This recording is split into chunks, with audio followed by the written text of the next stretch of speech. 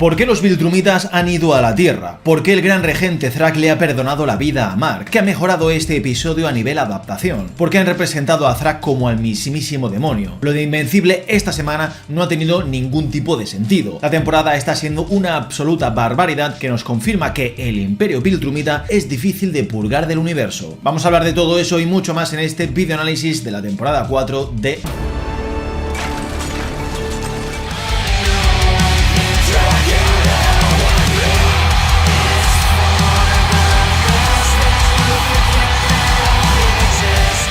Muy buenizados aquí vuestro maestro, ¿qué tal? ¿Cómo estáis? Espero que estéis bien, que estéis a gusto y que estéis preparados para un nuevo videoanálisis de...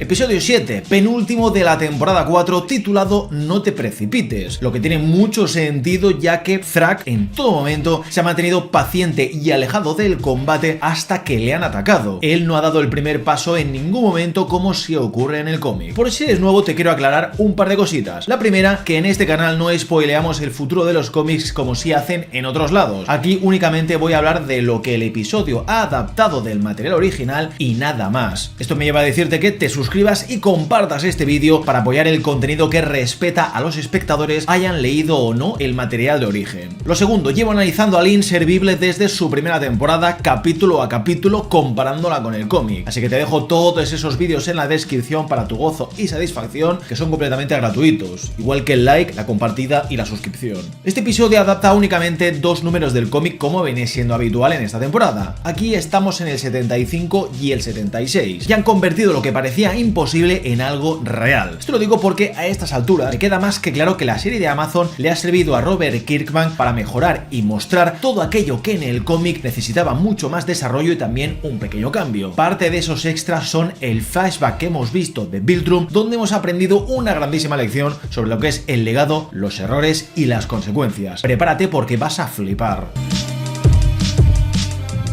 En un flashback completamente nuevo para la serie tenemos un vistazo a uno de esos mundos que Viltrum afirma que está mejorando con su vigilancia y regencia. Como bien sabemos, las promesas de libertad y progreso no son más que mentiras para mantener el control sobre dichos planetas, asumiendo de esta forma sus recursos que le vienen bien al Imperio. Como sabemos, el Imperio trae prosperidad a un precio altísimo, donde los relonianos han sido sutilmente esclavizados, y ellos igual que todos. Estas revueltas y sabotajes empiezan a ser reiterativos, mostrándoles a los Viltrumitas una de sus mayores debilidades: su orgullo. En vez de intentar mediar una negociación o simplemente escuchar cuál es el problema, prefieren erradicar toda la vida de ese planeta para que no haya más interferencias ni conflictos. Por si no había quedado claro, Viltrum es y será siempre un régimen opresor totalitario que no acepta opiniones ajenas ni tampoco razas más allá de la suya, a pesar de que no te juzguen por tu color. Aunque bueno, lo de Thrak matando al primer negro que ha visto por ahí, pues como que es discutible, ¿no? Pero ya me entiendes. Recordemos que el plan expansionista fue ideado en el momento de mayor debilidad del Imperio, donde tras el virus del azote apenas quedaban unos 50 Viltrumitas con vida. Esto no ha supuesto un cambio de forma natural o una demostración de tener una visión más abierta. Supone una medida desesperada para sobrevivir, ya que como depredadores apex del universo se centran en sus instintos más básicos y en sus creencias que sabemos son totalitarias. La cultura Viltrumita sabemos que se basa en la conquista, la superioridad de la raza y la fuerza como medida de supervivencia y de poder. Solo los más fuertes son considerados dignos de vivir y la debilidad es considerada una desventaja que hay que erradicar. Es por eso que Thaddeus, al proponer un plan alternativo que se base más en la cooperación que la opresión, todo se va al traste. Cuanto más duros y crueles son con los relanianos, menos van a servir a los objetivos del Imperio, ya que con esto los sabotajes que están realizando ralentizan cualquier avance de esta ocupación. Un ejemplo del plan de Thaddeus es la coalición de planetas, donde se recalca varias veces en los cómics la rápida recuperación de Taleskia de los daños y la destrucción que está sufriendo, básicamente porque es que juntos conseguimos más que separados, algo que como vemos no ocurre en el Imperio Viltrumita. Como solamente han trabajado por y para ellos, esto les ha llevado a la extinción. Se han ganado el odio de toda la galaxia y no han conseguido auténticos aliados que luchen a su lado si no es por el miedo. Como vimos en el capítulo anterior, sus soldados acabaron arrestados por la coalición y seguramente habrán desertado del Imperio ayudándoles contra Viltrum. Nadie quiere luchar a favor del puño que le está golpeando golpeando, y creo que Thaddeus es el ejemplo perfecto de todo esto, aunque sepamos que en el fondo es un hipócrita. A modo de curiosidad, la voz de Thaddeus es interpretada por Peter Cullen, el hombre que es más conocido por ser la voz de Optimus Prime en la franquicia de Transformers de hace ya muchísimo tiempo. El emperador Argal, por otro lado, tiene la voz de Frank Welker, quien es la voz del antagonista de Transformers llamado Megatron. Por si no sabías, Megatron es el archienemigo de Optimus Prime, ya que su visión del mundo acabó corrompida por el poder, convirtiéndose en alguien malvado. Esto cuanto menos es gracioso, ya que en Invencible, tras 40 años interpretando voces de robots, ambos actores han interpretado de nuevo a dos personajes que están enemistados por sus ideologías. Brutal. Thaddeus ve a los relanianos como una oportunidad de cambiar el enfoque del Imperio, aunque sepamos que al resto de Viltrumitas esto no les guste. Únicamente aplicarán lo que han aprendido desde siempre: reducir a cenizas a los relanianos porque no son lo suficientemente dignos de pertenecer al Imperio. Argal, en cambio, toma una decisión que no agrada a Thaddeus, aunque en el fondo respeta parte de su mensaje. Ojito a esto porque es increíble. Thaddeus afirma que rebelarse contra el Imperio también es una demostración de fuerza, ya que, como sabemos, esa es una de sus principales creencias como Imperio. El tema es que para Thrak, el pupilo de Argal en este punto de la historia, eso no es una demostración de auténtica fuerza, ya que no cuadra con el imaginarium del Imperio ni su entendimiento de este concepto. Argal, en cambio, a pesar de condenar a toda la población relaniana, únicamente lo hace con el 75%. Le perdona la vida al 25% restante, ya que, quieras o no, Thaddeus es uno de los Viltrumitas más veteranos y más fuertes del Imperio, teniendo derecho a que su opinión sea escuchada y sopesada. Aunque Argal haya ordenado aniquilar a los relanianos por completo, queda claro que este primer paso es una forma de darles una oportunidad. Si no funciona, pues oye, hasta luego. Creo que el respeto que siente Argal por Thaddeus le ha llevado a intentar contentarle, no siendo tan cruel como la gente afirma que es Viltrum. Digamos que este es el mal menor, uno que sigue la doctrina Viltrumita y que al mismo tiempo intenta ser progresista, ya que en el fondo perdonarle la vida a un enemigo es un acto de debilidad. Y creo que este es el punto más importante del vídeo, del capítulo y de toda la historia de Viltrum, que la piedad tiene un precio. Argal ha tomado un punto medio en lo que es la crisis relaniana. Ha decidido perdonarle la vida a Thaddeus por esa pequeña insubordinación y sobre todo por cómo cuestiona los métodos del Imperio. Como consecuencia, eso ha llevado al emperador a ser asesinado a sangre fría y a traición por uno de sus soldados más veteranos y más fuertes. Así que, ¿cuál es el mensaje de todo esto? ¿Recoges lo que siembras? ¿Es que no hay un término medio? Pues sí y no. Sí.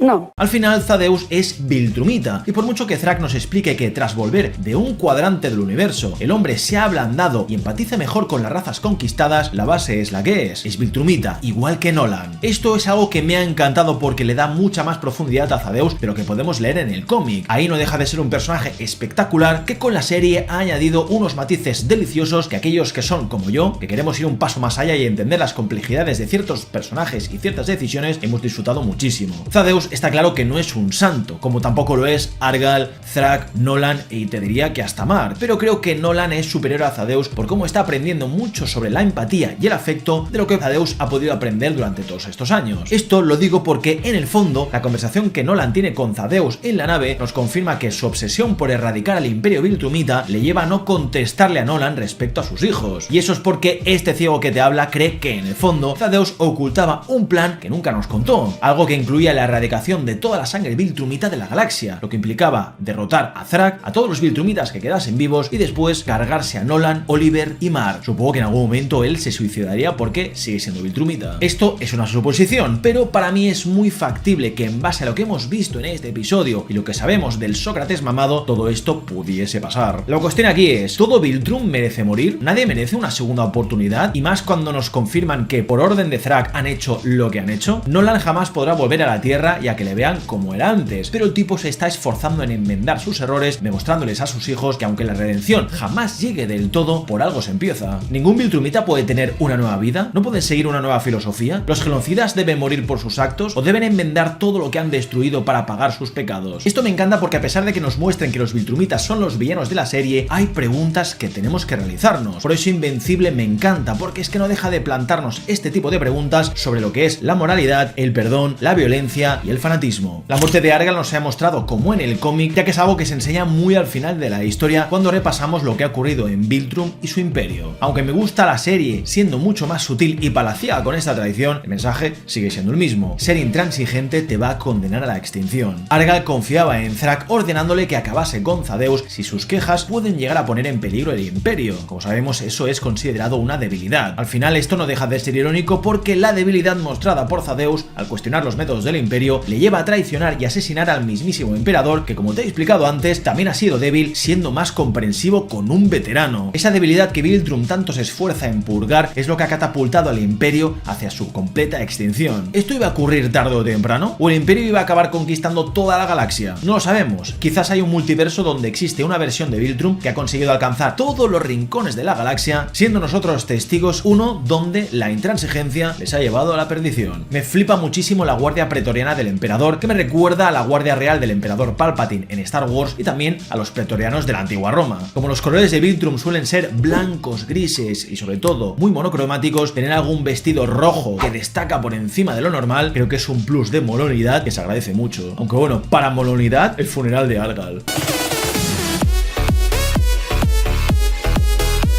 La verdad es que habría sido increíble escuchar esta canción en lo que es el episodio. Thrak se dirige a todo el imperio afirmando que, siguiendo las tradiciones, va a asumir el trono de Argal hasta que aparezca uno de sus herederos perdidos, que es algo que ya nos dijeron hace varios episodios en el flashback de la juventud de Nolan. Por cierto, Nolan está entre la multitud que ha asistido al funeral, igual que su padre, que más adelante reventará a sus compatriotas. Thrak aquí utiliza la muerte del emperador para dar su primera orden, una que va a condenar a su raza para siempre, que implica erradicar la debilidad de su sangre poniéndose unos contra otros en un baño de sangre que ha sido espectacular. En este momento, con este violín tan trágico y triste, anunciando la caída en desgracia de un imperio que era el más grande del universo, únicamente porque su filosofía de vida no contempla la duda o el afecto, solamente la fuerza y el poder, ha sido una barbaridad. Si tienes dudas, morirás. Si tienes afecto, morirás. Si empatizas con alguien, morirás. Y ni siquiera los niños se salvan de ser víctimas de este modo de vida. O sea, los Saiyajins y los Kryptonianos, unos pusis al lado de los Viltrumitas, chaval.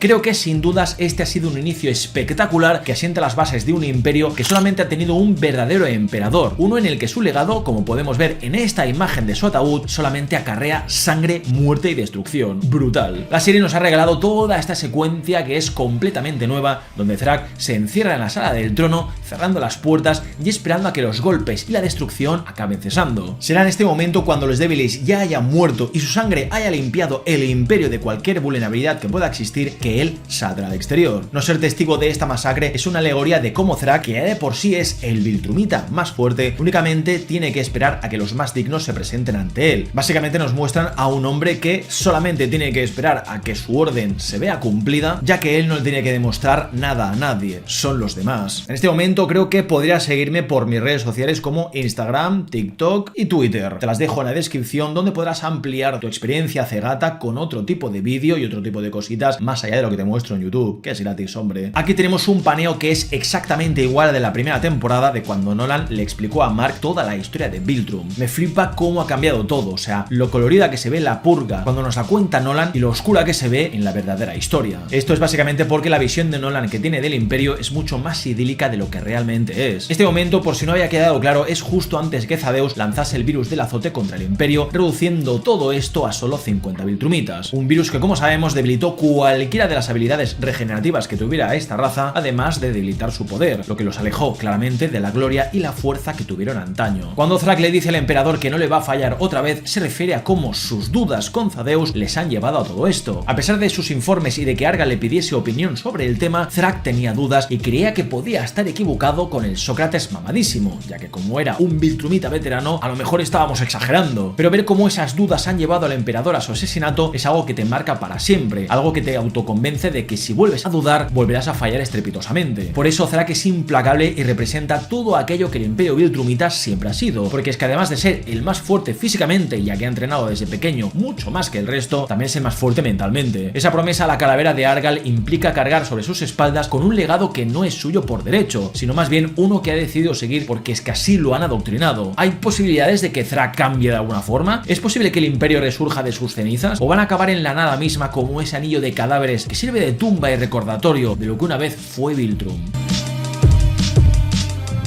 Thaddeus, al igual que en el cómic, prepara a nuestro grupo para la batalla en un momento donde informa que si derrotan a Thrak, el resto de los Viltrumitas estarán tan confusos y solos que van a caer uno a uno. Esto nos confirma que, al final, seas un león o seas una oveja, el líder es el que marca el camino. Digamos que el concepto del más fuerte aquí fija una jerarquía donde la abeja reina es la que manda y todos revolotean a su alrededor. Sin ella no son nada, o al menos es lo que Thaddeus cree. Aquí el hombre nos demuestra que en este punto, al igual que Viltrum, tiene que ir con todo, pagando el precio que haga falta, aunque sea con su propia vida. Esa responsabilidad es lo más importante para no dudar ni un segundo de lo que tienen que hacer. Aunque el panel del equipo es muchísimo mejor en el cómic que en la serie, yo no me quejo porque es que han animado la destrucción de Viltrum y sobre todo la narrativa de la historia de una forma espectacular. Mark, en vez de hablar con Nolan como en el cómic sobre un posible regreso a la Tierra, le graba un mensaje a Atomiz que, como vemos al final, no se lo acaba enviando porque confía en que volverá sano y salvo a la Tierra. Esto es algo que en este episodio sabemos que acabará ocurriendo, pero no sabemos en qué circunstancias. Escenas como las del equipo comiendo me hacen gracia porque suman mucho más al episodio de lo que creía. No todo puede ser acción y sangre, ¿vale? O sea, también tenemos que tener momentos como este que añaden matices y conexión con los personajes bastante necesarios. Soñar con diferentes comidas antes de la batalla le da ese toque emocional a un episodio que intenta que conectes con los personajes que van a salvar el universo. Sinceramente, yo la verdad me quiero comer uno de esos gusanitos de Allen, ya que si Zoe dice que son la hostia, pues es que tienen que serlo. Battle Beast, mi gato preferido, ha sido algo decepcionante, la verdad. Pero bueno, igual que en el cómic. No ha podido hacer tanto en esta batalla como se esperaba de él porque no vuela ni tampoco puede respirar en el espacio. De ahí que necesite un propulsor y una mascarilla de oxígeno. Una cosa es que pueda aguantar la respiración durante muchísimo tiempo, pero para lo que es el combate pues necesita un poco de mascarilla. Aún así, no te niego que todas sus intervenciones han sido lo mejor del episodio. O sea, cuando pide más y más acción después de que le hayan herido y su sangre esté desparramada por ahí, o sea, me he reído demasiado. Confíen porque el momento de Battle Beast llegará. No pronto, pero llegará. Joey ha hecho mucho más en el capítulo que en el cómic, ya que ha usado los mismos dardos con veneno de Sinlak, debilitando a algunos Viltrumitas a los que podía pincharles. Ha reparado encima la máscara de Space Rider, mostrándonos cómo su traje, además de autorrepararse, puede parar otras cositas. Space Rider también el MVP de toda esta batalla, o sea, espectacular. La llegada a Viltrum es exactamente igual que en el cómic, trayendo a todos esos Rocknars que, como sabemos de hace unos episodios, forman parte de ese plan de contingencia de la coalición de planetas contra el Imperio de Viltrum. Aunque la llegada al planeta sea igual que en el material original, es Nolan quien suelta el discurso de cómo el anillo de cadáveres es una tumba y un recordatorio de la debilidad y el fracaso del Imperio. Como vemos, además, es la zona perfecta para caer en una trampa. Zula, la Viltrumita de la cuchilla en la trenza, se esconde igual que en el cómic en ese anillo de cadáveres. Ataca a Thaddeus por la espalda, teniendo muchísima gracia este momento si tenemos en cuenta que es un traidor y que apuñaló a Arga la traición. El traidor es traicionado por la espalda igual que él traicionó al emperador por la espalda. O sea, joder, invencible, qué grande eres. Toda la batalla espacial, casi en su totalidad, es un añadido al cómic. O sea, que sí, que son varias páginas, pero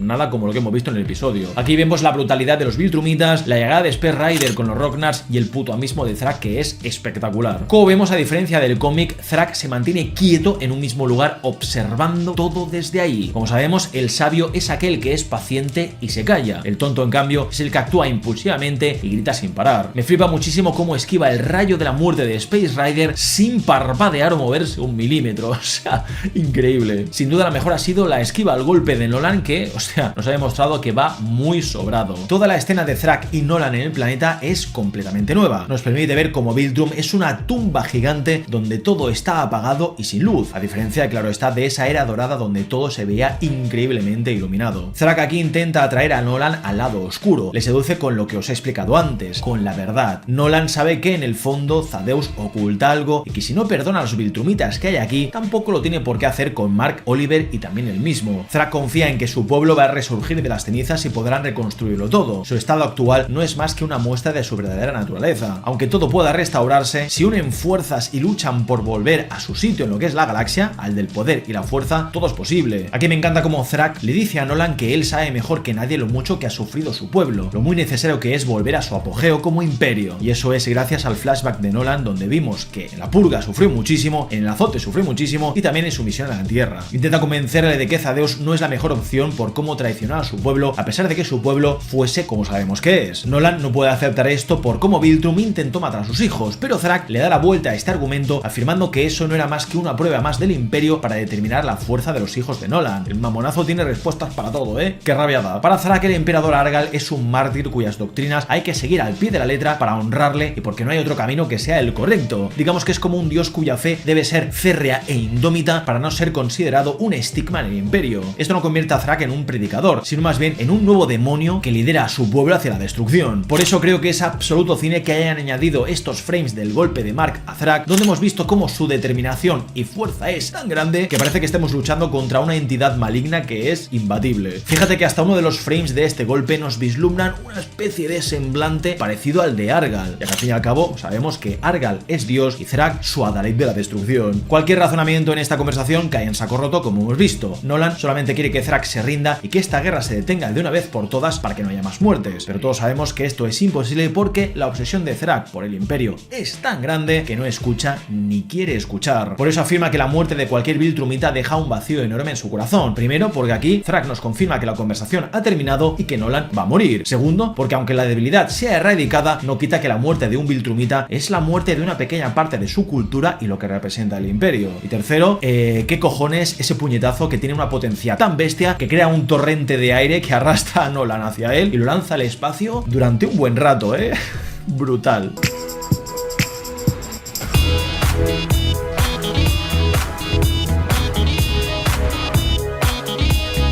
O sea, esto ha sido uno de los mejores añadidos al episodio que me han dejado dando palmas y disfrutando como un crío. Thrak entra en escena y empieza a repartir estopa con todo el mundo. El primero en caer es Oliver, que todavía, no sé por qué, no ha aprendido la lección de que luchar contra un Viltrumita pues es jodido. O sea, ya ha caído 2 veces contra Conquest y ahora, bueno, ha perdido el brazo y la boca con un par de hostias de Thrak. Me habría gustado que, al igual que el cómic, Mark recoja el cuerpo de su hermano e intente ponerlo a salvo, preocupadísimo. Siento que aquí esto ha llegado muy tarde. También me habría gustado que Nolan le hubiese dicho te quiero a sus hijos igual que hace en el cómic, aunque sea solamente a Mark. Aunque sé que la serie ha querido darnos a entender que a veces no es necesario expresar lo que uno siente con palabras, en especial si eres un Viltrumita, el cómic creo que nos ha dado un pequeño momento entre padre e hijo donde en la inminente derrota Nolan quiere que Mark huya y que sepa que en ese último momento le amaba como a un hijo. Para un Viltrumita esto es una herejía, como sabemos, pero para Nolan no es así, porque es que le ha aprendido a valorar otras cosas más allá de la violencia. Lo interesante de este momento es que Thrak, al enterarse de que Mark mató a Conquest, quien sabemos era uno de los Viltrumitas más fuertes, le mira queriendo probar su fuerza. A pesar de verle como un Viltrumita que no es puro de sangre, quiere medirse con él. A Oliver, en cambio, lo ve literalmente como a un insecto, ni siquiera le da la oportunidad de hacerle nada. La única forma de que Thrak aprenda la lección es que su planeta, el símbolo por el que tantos murieron y tantos otros van a morir, acabe destruido. Me gusta mucho más la serie en este aspecto, o sea, brutal. No solamente por el tremendo metraje extendido del trío Viltrumita atravesando el núcleo del planeta, siguiendo la estela del rayo negro de Space Rider, sino también porque se toman su tiempo en mostrarte la destrucción de Viltrum y sus lugares más icónicos. Esto es algo que también está en el cómic, pero creo que en la serie tiene más peso narrativo porque el tiempo que se toman en mostrarte la destrucción y de paso con esa música que acompaña al momento, pues es brutal. En el cómic es Thaddeus quien ordena atravesar el núcleo, pero en la serie lo hace Nolan. Para mí tiene un peso narrativo mucho más potente si tenemos en cuenta que Nolan es quien le pedía a Thrak que se rindiese y aceptase los términos de la coalición. Creo que es mucho mejor esto por el peso en la conciencia que va a tener Nolan en el futuro. Él, que era de Viltrum, ha destruido su propio planeta, y aunque Thaddeus fuese lo mismo, Nolan sigue respetando al imperio. Thaddeus, en cambio, no. Otro añadido que me encanta es el de Nolan centrando a Mark, obligándole a acompañarle en esta decisión. Tenemos que recordar que esta guerra es de todos, y quieras o no, todos tenemos parte de responsabilidad, sobre todo Mark, que lleva sangre Viltrumita en las venas. Por eso me encanta que Mark mira a su padre mientras revienta en el planeta, porque es que su cara de sorpresa es la de un chaval que necesita inspiración y determinación en un momento donde, si dudas, mueres. Destruido todo Viltrum, Thrak no tiene más que una opción: matarlos a todos entre lágrimas de rabia, porque es que su hogar ya no existe. Me flipa que hayan calcado el panel del cómic de la decapitación de Thaddeus y me encanta la frialdad con la que se enfoca este momento para demostrarnos que la guerra es así. En cualquier momento todos podríamos morir y ya está. Ver cómo su padre es apalizado sin tener ninguna posibilidad lleva a que Mark huya de Thrak, aunque no sea muy lejos. Tampoco le culpo, o sea, yo estaría acojonadísimo. Después de ver lo que el Freddie Mercury Mamao es capaz de hacer, o sea, ¿quién no saldría por patas? Sí que es cierto que el cómic tiene mucha más sangre en este momento que en la serie, pero es que me da igual, no es importante. La serie nos ha demostrado más de una vez que puede ser igual o peor que el cómic a nivel violencia y a nivel sangre. Lo vimos en el capítulo de Conquest de esta temporada. Pero es que lo importante no es eso, lo importante es hacerte la siguiente pregunta: ¿por qué Thrak no ha matado a Mark cuando podría haberlo hecho sobradamente? Pues esto lo hace no por piedad, no por simpatía, ni por debilidad o cobardía. Lo hace porque no hay nada por lo que luchar. luchar, no hay planeta al que volver, no hay hogar en el que refugiarse, no hay apenas pueblo al que gobernar. La serie me gusta mucho en este punto porque nos demuestra, a pesar de que el cómic muestre lo mismo, que Thrak ya no tiene nada a lo que volver ni por lo que luchar, así que no vale la pena seguir bañando de sangre todo el universo, porque es que la gloria del Imperio de Viltrum ha muerto con su planeta, con ese símbolo que sabemos representaba. En la serie me gusta mucho más este punto que el del cómic, ya que en el cómic Krieg ataca a Thrak en una especie de insubordinación al negarse Thrak a matar a Mark. En la serie, como vemos, se mantiene fiel porque es que Krieg forma parte de los Viltrumitas que mataron a los suyos para demostrar su lealtad al Imperio. ¿Lo pillas, no? Si Krieg hubiera sido desleal a Thrak, todo lo que hemos visto en el flashback no habría tenido ningún tipo de sentido. Ahora entiendes por qué Invencible ya era una historia increíble y ahora es mucho mejor, ¿no?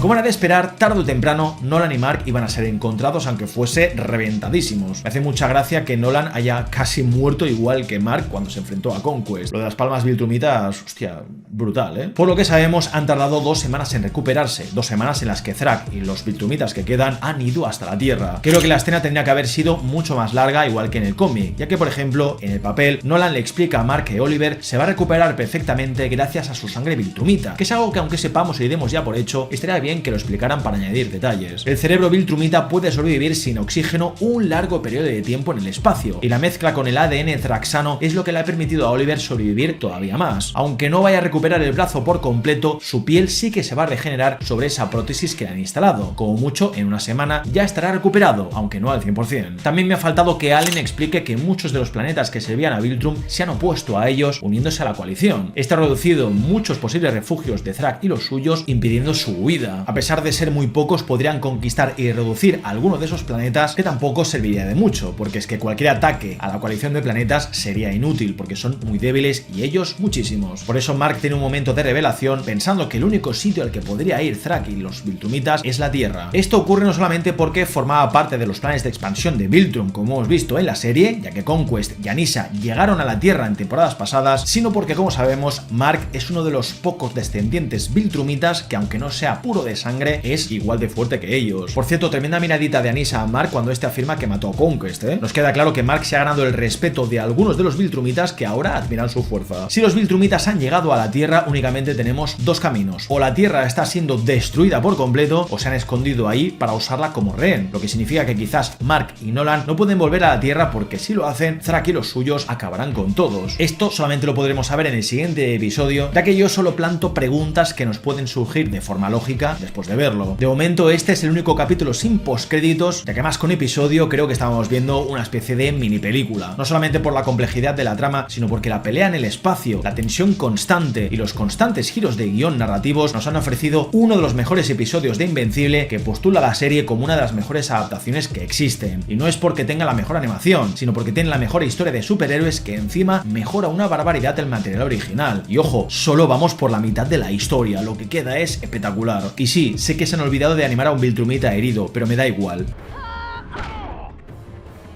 ¿No lo has visto? A ver, fíjate. Y a tomar por culo. Mira, gente, hasta aquí mi análisis del episodio 7 de Invencible y su temporada 4. Episodio espectacular. Si te ha gustado el vídeo, te puedes dejar un buen like, que nunca esté de más. Y si no, lo echas a los leones, que no pasa absolutamente nada. Muchísimas gracias a mis patrones y miembros de YouTube por su apoyo incondicional. Links en la descripción por si quieres un mecenas que apoye fuertemente el canal todos los meses. Yo que me despido, gente. Un beso enorme, cuídate mucho. Nos vemos, como no, en el siguiente vídeo de cine, series y anime.